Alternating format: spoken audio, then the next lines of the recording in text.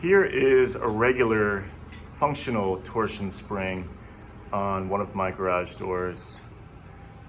And the other garage door has a broken torsion spring.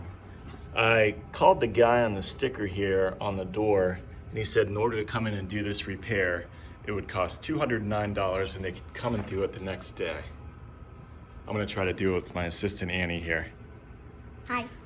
Right now, it's 10:08 in the morning. Let's see if this is worth it. Home Depot sent us these springs and they arrived in 4 days. The first thing I'll need to do is remove the broken portion of the spring from the center mounting bracket. I sized up these bolts. I thought because of the age of the house, which was built in the 70s, that I'd be dealing with SAE sockets and sizes, but it turns out it's a 14 mil.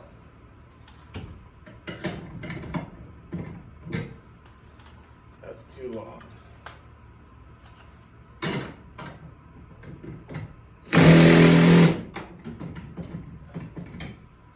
That's on there pretty good.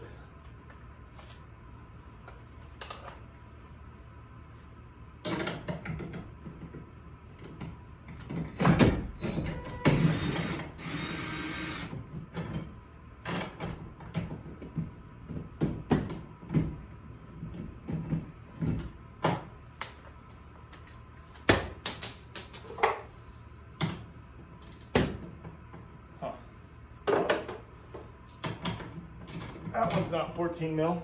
All right, I'm back with a 9/16. Assume this to be the right size for this one.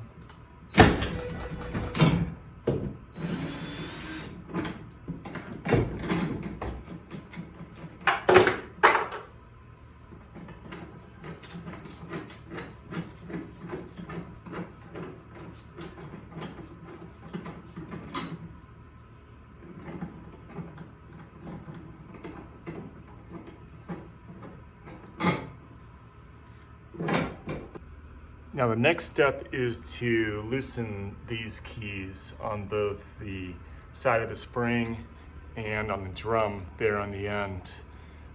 It's kind of a square nut, so I guess I'll be using a crescent wrench on that. So that's the next step.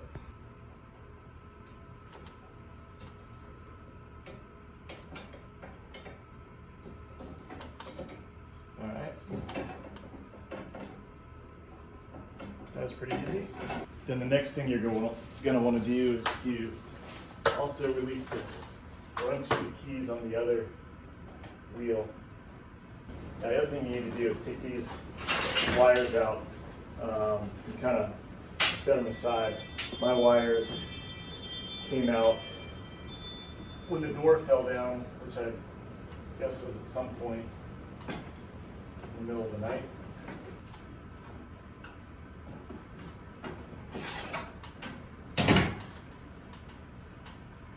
Okay, I'm gonna take that out, pull this wheel off.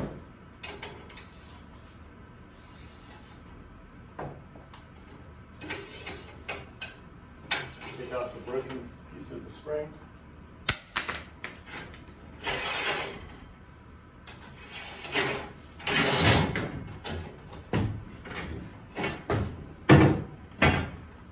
Get your new spring. Okay, the package I got from Home Depot came with 2 springs. One that is left-hand wound and one that is right-hand wound. Also came with this dire warning. Not sure why they sell parts that should only be installed by professionals at a DIY home warehouse, but they do. Trying to figure out where these things are made. Can't really tell, so I guess I'll just assume they're made on Earth. Here is the broken spring. You can see by the way this is wound, it matches up with this particular spring here. And then here's the other one, which is wound in reverse, if you can kind of see there at the top. So that's something to pay attention to make sure you're putting the right spring on from the package. The package also came with these bars, which some places you buy these, you have to buy these bars as well. But these will be used when we get to the point where I need to wind the spring up, put tension on it. Double check to make sure you have the proper spring, right or left, and just put it back on and reverse it.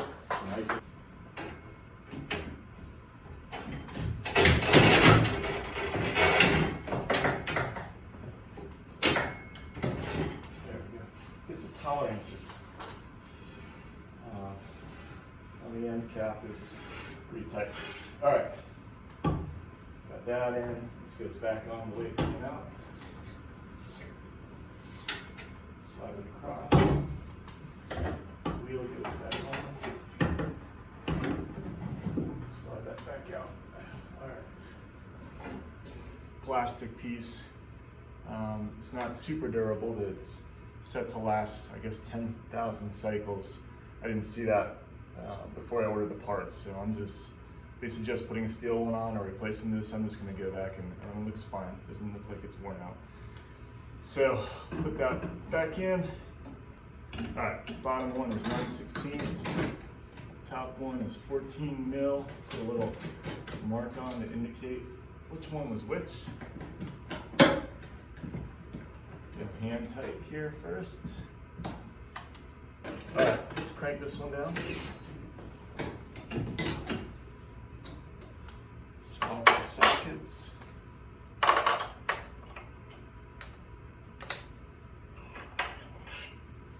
$14 mil. Crank this one down. I'm going to come back and just hit these with the socket. We get socket wrench as well. Get on there.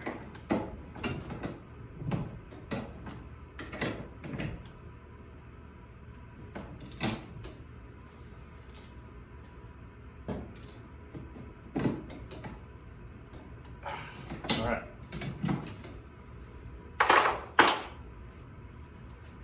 Get these bars out, and now you're going to put tension back on the spring. This is a 7-foot tall door, so from what I've seen, you want to put 30 quarter turns on this. You're lifting it upwards, so this is loose. Got my crescent wrench here ready to go for when we get this thing tightened, but I'm going to try to make sure my head is nowhere near this, so if this thing comes flying in the opposite direction, I don't get hit. These things are not in here securely either, so they can fly out also. So, all right, 30 turns. Here's one. Quarter turn is count 2.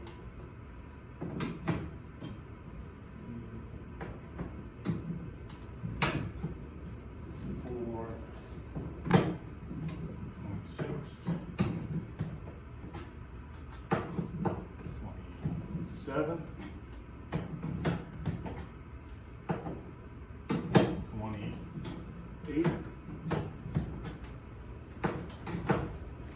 29.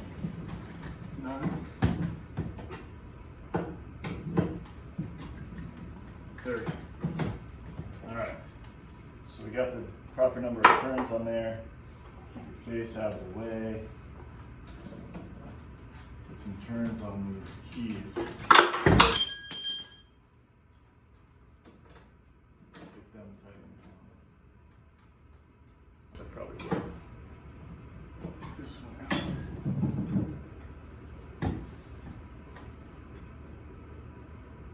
Huh. All right, well, how do I keep this from spinning? Okay, I've got to tighten the drums at the end and reinstall the safety wires in order to keep that spring from unspooling. So, good little pro tip, I've taped up a piece of cardboard there with some duct tape. Would have been a good idea before I got started. Drop that in there.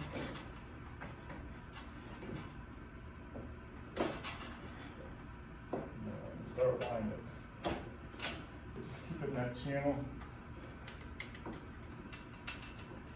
Wind it so you got a little tension on it. And put your crescent wrench, whatever. You got a good set of tools with 8-sided sockets. get them, tighten these things down, these keys they call it.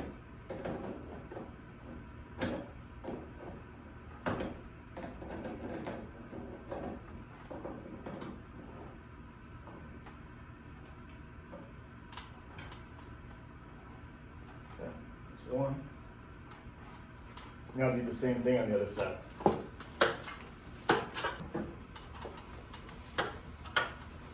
Now, I should be able to take the tension off of the spring here.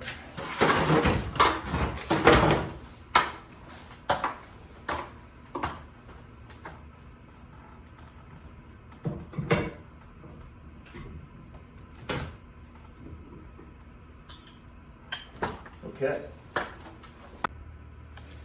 Now comes the moment of truth. Make sure this is disengaged. Now you can see if the garage doors want me to go up. Looks like it is. Awesome. Okay, the time now is basically, hopefully you can see that, 11:30. I've engaged the garage door opener. Let's see if it works.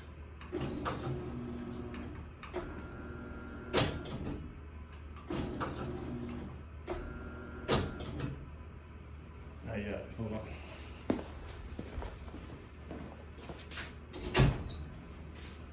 There.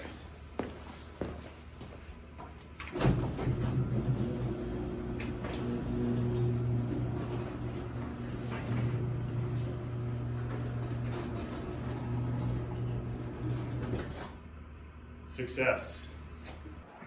Daddy, was this project worth your time?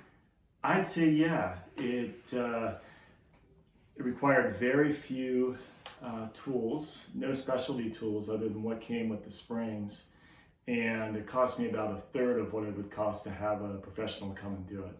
So easy project, took about an hour, and anybody can do it.